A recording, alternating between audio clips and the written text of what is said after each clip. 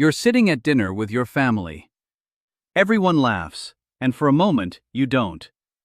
You smile anyway, but inside, something feels off. You didn't catch what was said. Was it the noise, or is something changing? Here's the uncomfortable truth most people ignore. That small hesitation, that split second of confusion, is often the first warning sign your hearing system is under stress, not just getting older. And the most dangerous part? It doesn't happen suddenly, it happens quietly, gradually, even while you sleep. In a moment, I'm going to show you a simple 90-second daily routine that may help restore clarity and reduce that muffled feeling. But first, you need to understand what's actually happening inside your body. I'm Dr. Robert Anderson, and over the last 20 years working with patients across the United States, I've seen this pattern again and again. People come in worried. They think their hearing is permanently declining. They assume the only solution is hearing aids. But in many cases, that's not the full picture. Here's the biggest mistake most people make. They believe hearing loss is only caused by damage inside the ear. But what if I told you? A large part of what you're experiencing isn't just damage, it's reduced blood flow, nerve understimulation, and physical tension around the ear. And those things? They can often be improved. And number 3 in today's routine, that's the one most patients underestimate, but it makes the biggest difference. Let's break this down clearly. Inside your inner ear is a structure called the cochlea.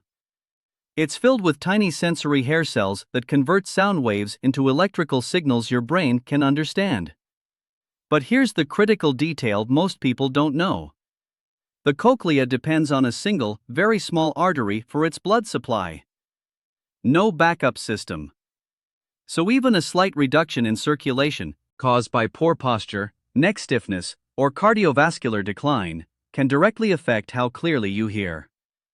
Now layer on top of that chronic inflammation, reduced oxygen delivery, slower neural signaling, and suddenly, sounds don't disappear. They become unclear, distorted, or harder to process.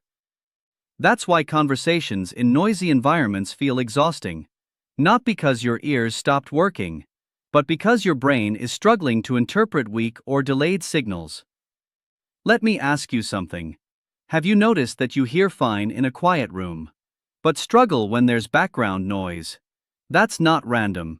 That's what we call auditory processing fatigue. Your brain is working harder than it should. And here's something most people never realize. There's a specific nighttime factor that quietly makes this worse over time. I'll explain that in a moment.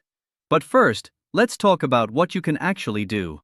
This is a simple 7-step routine. It's based on circulation science, neurological activation, and what I've seen work consistently in real patients. It takes less than 90 seconds. No equipment. No cost. Step 1. Place your palms gently over your ears and hold for 10 seconds. This simple action increases local blood flow and signals your nervous system to relax. You may feel warmth or a soft internal sound. That's your body responding. Step 2. Gently pull the outer part of your ears upward and hold for a few seconds. Then pull downward. This stimulates nerve endings connected to the vagus nerve, which plays a key role in reducing inflammation and regulating brain function. Step 3. Massage the area behind your ears using small circular motions. This area contains lymphatic pathways that help drain fluid and reduce pressure buildup. If one side feels tighter, spend a little more time there. And if you're over 60, skipping the next step is one of the biggest reasons hearing clarity declines faster. Step 4. Rub the entire ear gently but firmly. Front and back. This activates sensory points connected to your auditory cortex, the part of your brain that processes sound. Think of it as waking up your hearing system. Step 5. Slowly tilt your head to one side, then the other. Then bring your chin down toward your chest. The muscles in your neck surround the blood vessels that supply your ears. When those muscles are tight, they can restrict circulation. This step helps keep those pathways open. Step 6. Close your mouth and hum. A low, steady hum. This creates vibration inside the skull, stimulating the cochlea and strengthening the connection between your ears and your brain. This is the step most patients notice first. Step 7. Sit still for 15 seconds. Close your eyes. And just listen. Not for anything specific, just become aware of sound.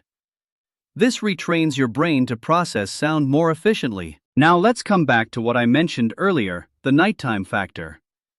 While you sleep, blood circulation slows. Neck position can compress arteries.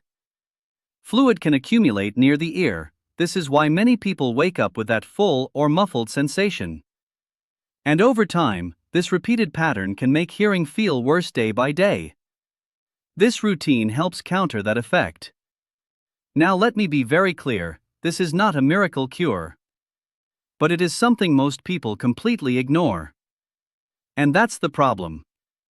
Because what I've seen in real patients is this: when they do this consistently, they experience clearer conversations, less strain when listening, reduced mental fatigue, and more confidence in social situations. And here's why this matters more than you think. Hearing loss doesn't just affect your ears. It affects your brain. Studies have shown a strong connection between untreated hearing decline and increased risk of cognitive decline and memory problems. Because when your brain stops receiving clear sound signals, it starts losing stimulation. And that affects everything, from memory to focus to emotional connection. So this isn't just about hearing better. It's about protecting your brain. It's about staying engaged. It's about not withdrawing from conversations, from family, from life. Start with 90 seconds. Do it daily. Because your body doesn't respond to what you intend to do. It responds to what you actually do. And if your hearing is changing, that's not the end of the story. That's the signal your body is asking for attention. And when you respond to that signal, things can change.